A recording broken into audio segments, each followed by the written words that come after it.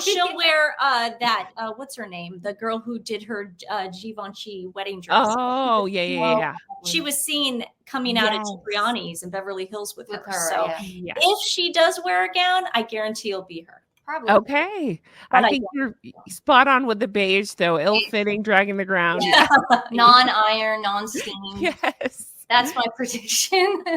I think that's a safe bet. Something that screams, look at me, right? Something that doesn't make any sense for the event, too. Yeah. Like, you know, wearing a ball gown inside a movie theater in Jamaica. Kind of weirdness going on, you know? Yeah, Jen, you know what? We need to figure out what the weather's going to be, and then we'll let you know. We'll know. The lane. The lane. Maybe she'll wear culottes. That's right. And if it's 80 degrees, a parka, you know? Exactly. Perfect. Well, we look forward to seeing your videos on all of that. I'm so excited. But today I'm having you on so we could talk rebrands. Dun, dun, dun. So this video should last about 4 days, I think. At least from all the rebrands. Yeah. They're really stretching it, aren't they? They are. So I did a separate video where I talk about the rebrands leading up to their engagement. So this comes after that. And we just kind of, the three of us sat and talked about what we, you know, some of them. We'll try to hit the highlights. I'm sure we'll miss some. So please leave us comments. Let us know which ones you want us to talk about. And we'll just get into it in no particular order because they've done so many. I just thought we'd dive right in. So the first one I have listed is rebranding to become authors. So just a reminder, her book, The Bench, came out in June of 2021. I did a So Much Cringe video on it. And of course, his book, Spare, came out in January of 2023. Authors. Did you read her book, The Bench? No. Nancy's face told me everything. I listened to the audio. Oh, okay. And then I turned it off. I know I didn't listen to the whole thing. She was in this weird twang. Trying to rhyme. It was really uncomfortable, like super cringe. Yes. So I got the gist of it. It was really bad. It was horrible. It was really bad. And we don't have to go back over all of it, but yeah, I did a video on it. Basically, I just thought the nerve of the two of them to have anything to do with a book that's about a child's relationship with its father. You know, let's ask either one of them about their relationship with their father, right? Cringe times a million. And the book tour was even cringier. She went to that school in it was the Bronx, Harlem.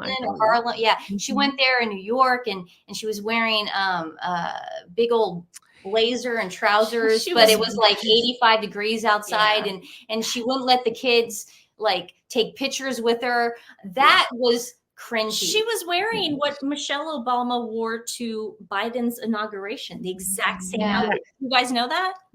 There was I did show a comparison. I didn't know that's when Michelle wore that, but yeah, similar. Oh my gosh. Yeah. So Jen, do you think she's going to start writing children's books? Is that what you? I don't. That one, when you look it up, the reviews are pretty awful. I think she's done stuff. I think she's thinking about rebranding.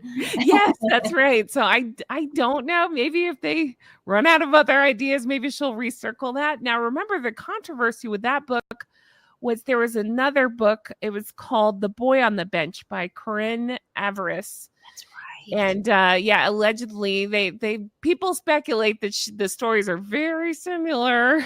I mean, I wouldn't put it past her, but it was such a basic, weird, dumb book. Yes. It also made sense that she would be capable of writing such weirdness because it just didn't make any sense. It wasn't like, I think I did read one review to it and they did say that it because I was a kindergarten teacher. Oh, I didn't know that. Okay. I came at the book from like, would I be able to read this story to my kids? Because you know, they would send us on conventions and stuff. That's where we would get most of our curriculum and our books. And I'm looking at this book and it wouldn't keep my kids' attention because the illustrations were just really monotone, very beige. Yes. And the wording was very confusing and it didn't really have a story. Kids like stories. Yes, exactly. And you know, I see where she was trying to go with it, but I could see why it wasn't in every library in America. It just was not a very good book. So, Basic beige. yeah. So Yes, basic beige in I a don't book. think she's going to go down the route of children's books anytime soon, as far as rebranding goes. But I do believe she will attempt to write a book for sure. I think so too. I think so. Whether we like it or not, that will happen. Yeah. Yes. My prediction on that has always been, I think there's one coming soon. Just a feeling I have, and then one coming after they split. Like I survived, or how I dealt with all of that, all that sort of thing. So, well, he made a deal with Penguin Random House. That wasn't. They gave him $20 million, but not for just that one book. No. He's got like a contract, I believe. So I think you're right. Yeah. Good luck with that, Harry. Right, having another book come out of that.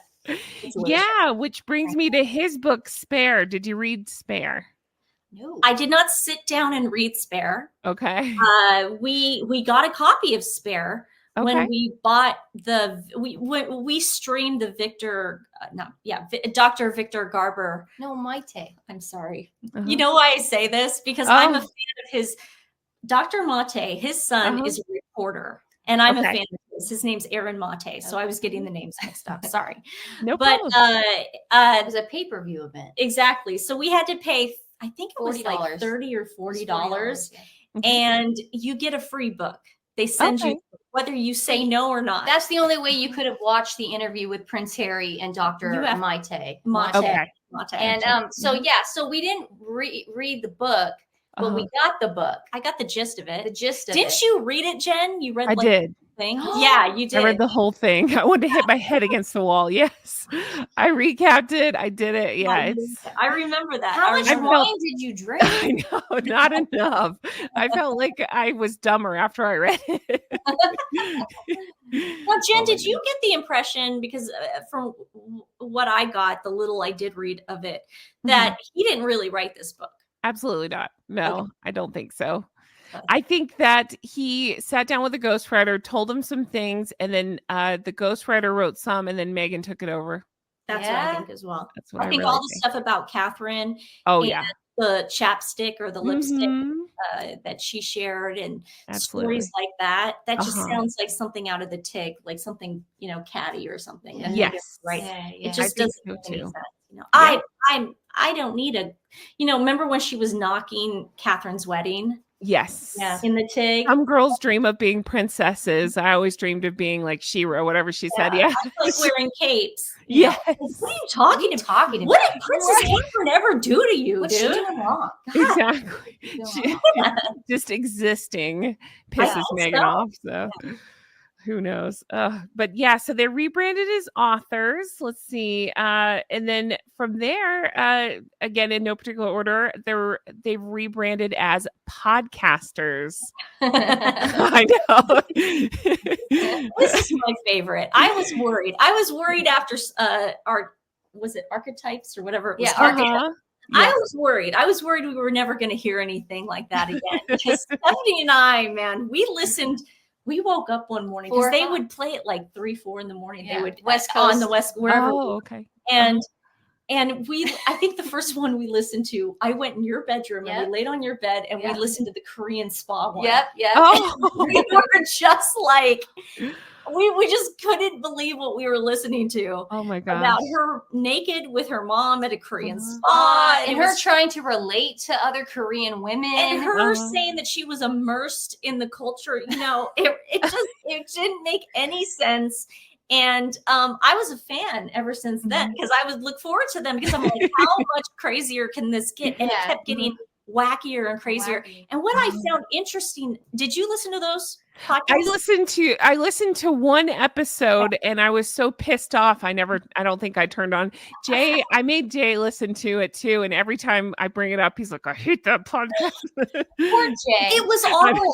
But did you notice, Jen, in the podcast, she would say she was interviewing people, but it was more like you would hear the people talking in a distance, like Margaret Cho, and then she would come in, and then all of a sudden you'd get an ad. Yeah.